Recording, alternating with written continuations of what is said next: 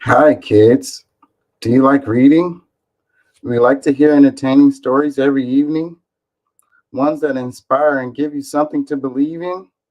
Let's get started. And remember, no teasing.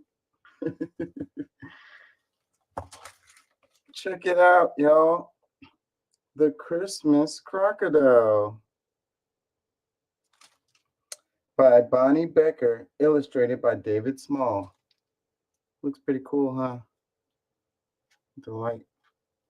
Yeah. Let's go ahead and jump into it. The illustration in this thing is pretty cool. I really like it. The, the crocodile there, they're hauling him off. You'll see it.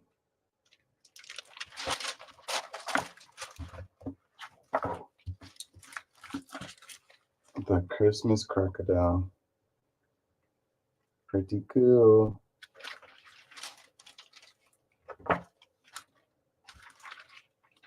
Pretty cool. Christmas Crocodile. 'Tis the season, y'all.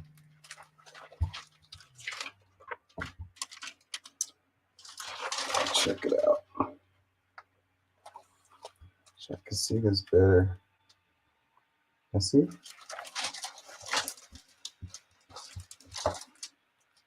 Let's do it like that. So it says, the Christmas Crocodile didn't mean to be bad. Not really. Alice Jane found him on Christmas Eve under the tree. He wore a red bow around his neck. It was lovely, except he ate it.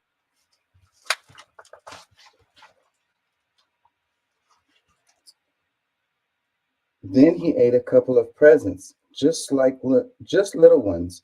He gnawed on Father's shoe, ate the wreath in the hall, and ran away with the Christmas roast, a big one. He was eating up Christmas, and no one knew what to do with him.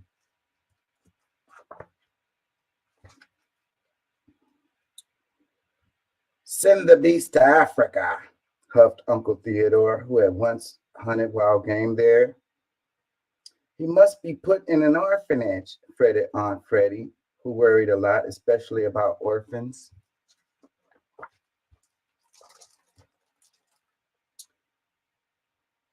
Lock him in the back room, Alice Jane instructed Father, while we consider the situation.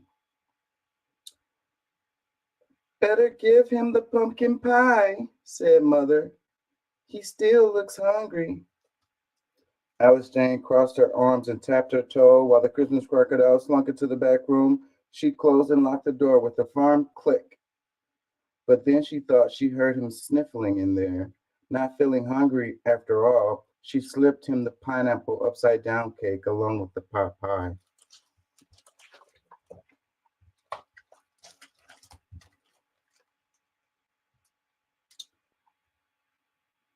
We could make him into a pair of shoes, said Uncle Theodore, who was busy considering things back in the parlor. Or a pet for some orphans, said Aunt Figgy. I wonder whose presents he ate, said Cousin Elwood, who had finally finished eating all the fudge the crocodile had missed and could now speak. He's nice, said Alice Jane. Maybe we could keep him. Unheard of, protested Aunt Figgy. But it's Christmas, said Alice Jane. Irrelevant, harumphed Uncle Theodore. He's just a little hungry, that's all, said Alice Jane. Perhaps the zoo would take him, said Father worriedly. He needs a real home, cried Alice Jane. Well, we'll think about it, dear, said Mother, as she sent them all to bed.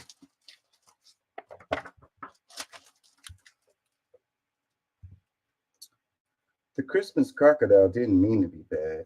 Not really. But in the middle of the night, he ate through the back room door, swallowed 29 crumpets on the kitchen counter, a box of pralines, one fruitcake, 5 golden oranges, the left stovetop burner, a plate of ginger star cookies. They were for Santa. Then he crept upstairs. One door was open just a bit. He nuzzled it open a bit more. Inside, he found tasty talcum powder, a feather boa that tickled his tongue, and a swig of perfume just right. Then he found 10 pink toes. He sniffed them. He licked them. Yum. He took a teeny tiny bite.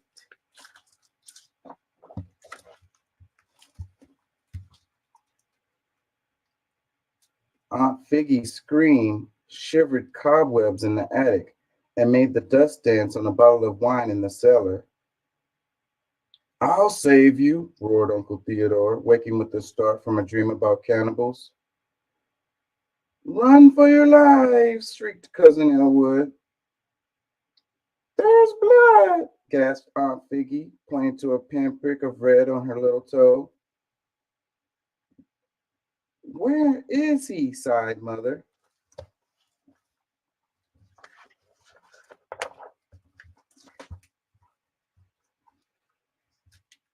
The Christmas crocodile didn't mean to be bad. Not really. They found him hiding under Alice Jane's bed. He tried to wag his tail in a friendly fashion, but it was too cramped. Into the cellar with him, commanded Father. The Christmas crocodile scooted sadly down the stairs to the basement. He shivered in the cold, but Alice Jane crossed her arms and tapped her toes. She closed and locked the door with a firm click. She went back to bed and lay under her warm blanket. She swallowed a lump in her throat. Somehow it didn't feel like the night before Christmas anymore.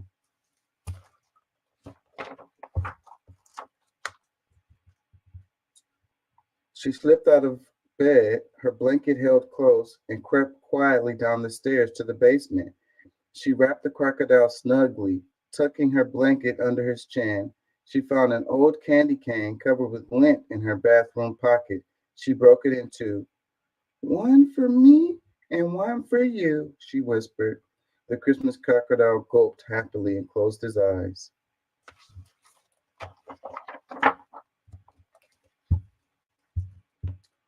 The cellar door creaked open.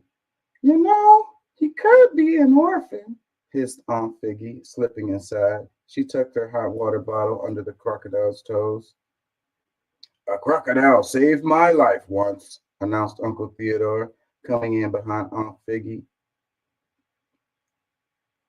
Decent chap, really. He spread his Zulu robe over the crocodile's tail. Perhaps he learned his lesson, said Father, peering around the door and holding up his red earmuffs. It's time to open the presents yet? Yawned Cousin Elwood, stumbling in. He patted the crocodile on the snout and fell asleep. Mother came last. She spread a fluffy comforter across them all. We couldn't leave him alone, she said. Not on Christmas Eve. Everyone nodded. The Christmas crocodile let a contented snore. Full at last, observed Father. Everyone sighed. Then they all settled down to wait and watch.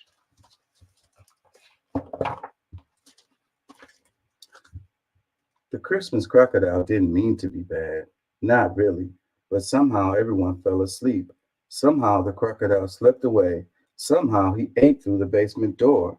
They found him the next morning in the parlor, looking alarmingly round. Alice Jane's blanket was gone. Aunt Figgy's hot water bottle was gone. Uncle Theodore's Zulu robe was gone. Father's earmuffs was gone. Mother's comforter was gone. The Christmas tree was gone. A blue spruce. All the presents was gone except one. Pump his stomach, yelled Elwood. Send for my elephant gun, roared Uncle Theodore. Those were for the orphans, shrieked Aunt Figgy about the missing presents. What's that? Asked Alice Jane, pointing to one small present remaining. If he didn't want it, it must be bad, Cousin Elwood announced. Quite so, agreed Uncle Theodore. Aunt Figgy nodded. I'll open it, said Alice Jane, and she quickly tore off the ribbon. December 25th, dear family, hope you like crocodiles. Love, Uncle Carbuncle. It's from Carbuncle, cried Cousin Elwood. Good old Carbuncle, shouted Uncle Theodore. Carbuncle at last, breathed Aunt Figgy. But we don't have an Uncle Carbuncle, protested Alice Jane. Since she was right, no one knew what to say. But Alice Jane knew. It meant that the Christmas crocodile had been delivered to the wrong address, and sure enough, the doorbell rang. At the door were two delivery men. Take him away, Father said firmly. The two men hoisted up the crocodile and staggered down the snowy steps to a waiting van. Goodbye, said Alice Jane sadly. The Christmas crocodile snuffled. One great crocodile tail ran down his snout, but then he saw the sign on the delivery van: Carbuncle Vegetarian Cafe and Reptilian Petting Zoo. All you can eat.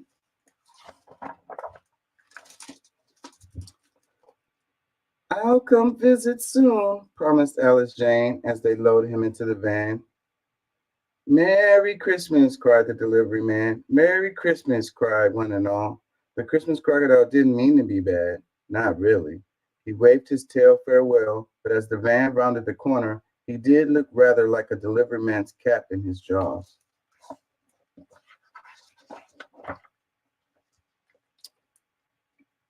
Well, sighed Mother, peace at last. Yes, everyone agreed, except Alice Jane, who didn't say a word. Looks like she tried to keep the crocodile after all. What y'all think of it? By Bonnie Becker, illustrated by David Small. I used to read this to my daughter when she was younger. She really loved this book a lot. She would ask me to read it over and over and over. Let's read the insert. It says, on Christmas Eve, Alice Jane finds a crocodile under the tree. The Christmas crocodile doesn't mean to be bad, not really. Assume he is eating everything in the house, even the Christmas tree. Send the beast to Africa, huffs Uncle Theodore. Aunt Figgy thinks he should be put in an orphanage, maybe the zoo, suggests Father, but Alice Jane wants to give him a home. Will their Christmas survive if she does? The reader's appetite for humor will be well satisfied by this rollicking holiday treat. The other insert, it says, one Christmas morning many years ago, Bonnie Becker found a Dachshund puppy, a big red bow around his neck, and under the Christmas tree. He promptly chewed on a slipper. He joined a family of 6 children, 2 eccentric parents, and abundant love and chaos. Somehow, many Christmases later, it all resulted in the story of the Christmas crocodile. Bunny now lives in Seattle with her husband, 2 daughters, a new dog who also likes slippers, and ginger cookies and toes. And this is her second book for children. David Small is the author illustrator of several books for children, including the beloved Imogene's Antlers George, Washington Cows, and Fenwick Soup.